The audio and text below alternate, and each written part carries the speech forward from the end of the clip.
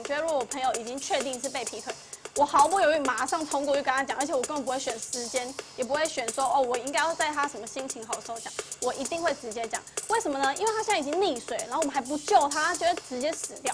什么时候死掉？就是他知道他被劈腿那个时候，他就会伤心到不行。而且我跟你们说，身为一个外表出众的公众人物，我绝对没有做任何对不起闹变风向、节目形象的任何行为，但我确实犯了全天下的人都会犯的错，就是偷吃，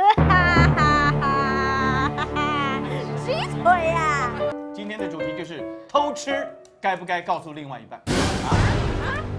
哦，偷吃不应该哦，本来就偷吃，本来就不应该偷吃，怎么叫不应该？那不叫偷吃了，那叫商量。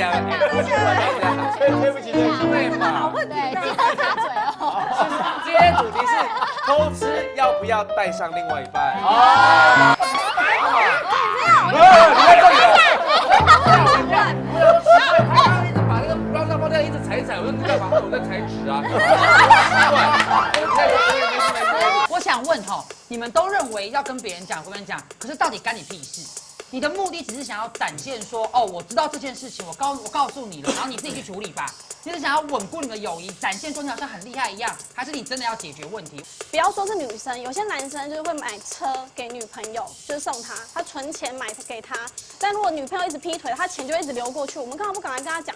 他现在钱都被骗光了，为什么要跟他讲呢？因为我就是一个要做好事的人。我跟你们说，做好事运气会变超好。我就是跟很多人讲了这些事情，所以我现在才会运气这么好。